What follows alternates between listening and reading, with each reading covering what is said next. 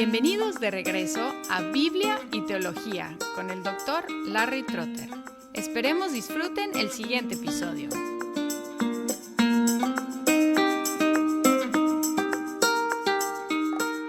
Siguiendo en nuestra exposición de Gálatas, estamos en Gálatas 3, 19 al 25, que dicen: Entonces, ¿para qué fue dada la ley? Fue añadida a causa de las transgresiones, hasta que viniera la descendencia a la cual había sido hecha la promesa, ley que fue promulgada mediante ángeles por medio de un mediador.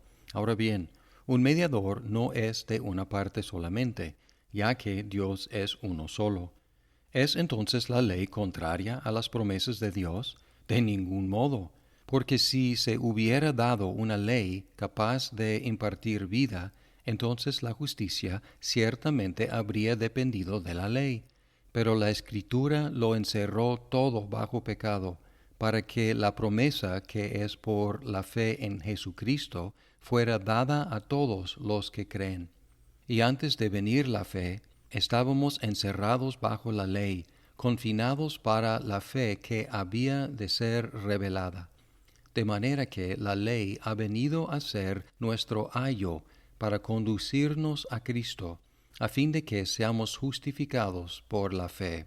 Pero ahora que ha venido la fe, ya no estamos bajo ayo. En la última sección observamos que la ley y la promesa funcionan independientemente la una de la otra. También vimos que la promesa fue dada 430 años antes de la ley y la ley no invalida la promesa. Y la salvación es por medio de la promesa, no por medio de la ley. Si todo esto es cierto, entonces hay una pregunta muy obvia. ¿Para qué la ley? ¿Para qué fue dada la ley? Y es la pregunta que Pablo hace y contesta en esta sección. Los teólogos hablan de los tres propósitos de la ley, y lo que vamos a ver aquí es el primer propósito de la ley. Dice que la ley fue dada por las transgresiones. En otros lugares, en Romanos, Pablo aclara la relación entre la ley y el pecado, y dice que la ley da definición a lo que es el pecado y también aumenta el pecado por la perversidad de nuestros corazones. Por ejemplo, en Romanos 3:20 dice: Porque por las obras de la ley ningún ser humano será justificado delante de él, pues por medio de la ley viene el conocimiento del pecado. No sabríamos qué es el pecado si no fuera por la ley. Y por lo mismo, Pablo dijo en Romanos 5:13, pues antes de la ley había pecado en el mundo, pero el pecado no se imputa cuando no hay ley. Además de definir el pecado, la ley tiene el resultado de aumentar el pecado en Romanos 5:20.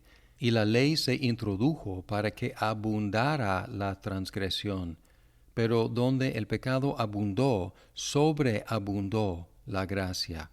En Romanos 7, 7 al 11, Pablo explica su propia experiencia con la ley y esta función de la ley de definir el pecado y de despertar en nosotros el deseo de cometer más pecado. Romanos 7, 7 dice: ¿Qué diremos entonces? ¿Es pecado la ley? De ningún modo.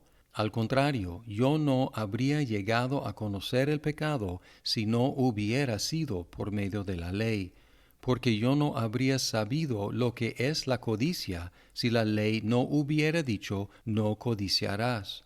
Pero el pecado, aprovechándose del mandamiento, produjo en mí toda clase de codicia, porque aparte de la ley, el pecado está muerto. Y en un tiempo yo vivía sin la ley, pero al venir el mandamiento, el pecado revivió y yo morí. Y este mandamiento, que era para vida, a mí me resultó para muerte, porque el pecado, aprovechándose del mandamiento, me engañó y por medio de él me mató. Así que la ley es santa y el mandamiento es santo, justo y bueno. El problema no es con la ley, el problema es con el pecado que se aprovecha de la ley. Y todos tenemos esta experiencia de querer decir no cuando la ley dice sí y sí cuando la ley dice no. Regresando a Gálatas 3, la última parte del versículo 19 y el versículo 20 son muy difíciles de interpretar.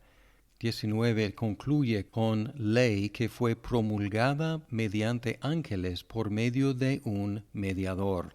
Parece que refleja una tradición que no se encuentra en Éxodo acerca del involucramiento de ángeles en la entrega de la ley. Y no se identifica aquí bien quién es el mediador.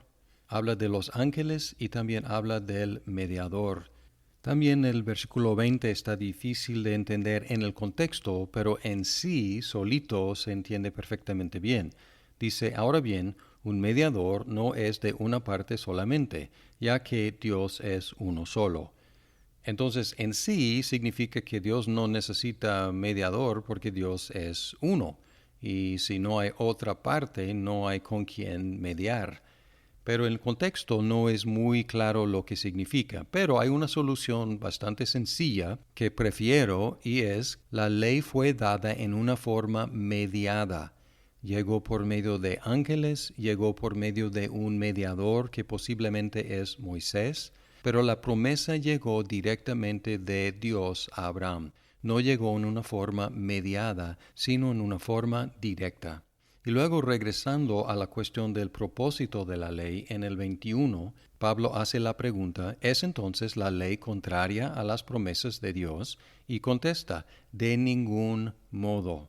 Fácilmente uno podría concluir que la ley está contraria a la promesa. Identifica el pecado, produce más pecado, entonces está opuesta a la promesa, y Pablo dice contundentemente: no, no está opuesta. Y luego explica por qué. Dice, de ningún modo, porque si se hubiera dado una ley capaz de impartir vida, entonces la justicia ciertamente habría dependido de la ley. Es decir, que si la ley pudiera dar vida, entonces la vida vendría por la ley. Pero la ley, al definir el pecado, al exponer el pecado, a aumentar el pecado, la ley claramente demuestra que el sistema legal en sí no puede dar la salvación. Al contrario, la ley hace lo opuesto. Versículo 22, pero la Escritura lo encerró todo bajo pecado, para que la promesa que es por la fe en Jesucristo fuera dada a todos los que creen. Es decir, la ley nos confina, la ley nos limita a una sola opción de salvación, y es la fe en Cristo.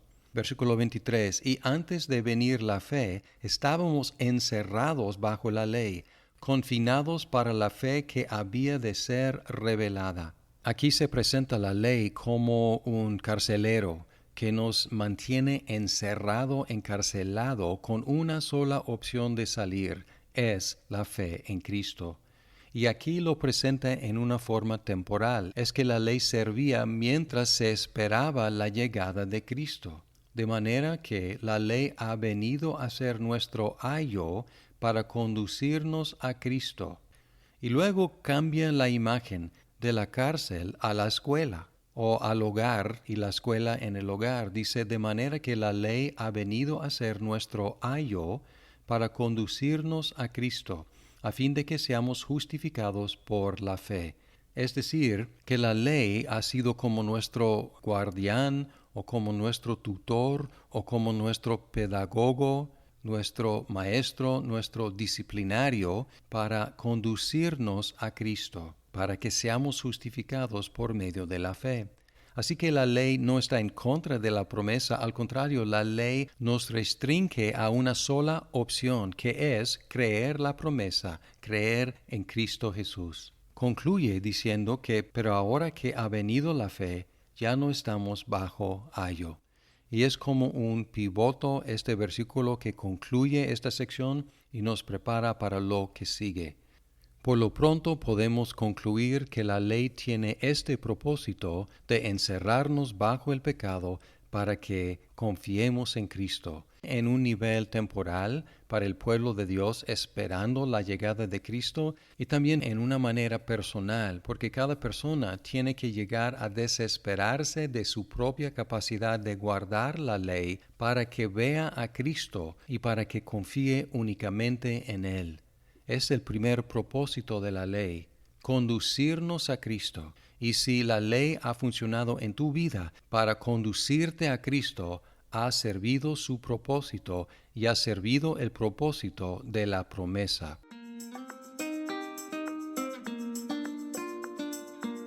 Muchas gracias por escuchar este episodio. Si estás disfrutando Biblia y teología, por favor compártelo con tus amigos. Hasta pronto.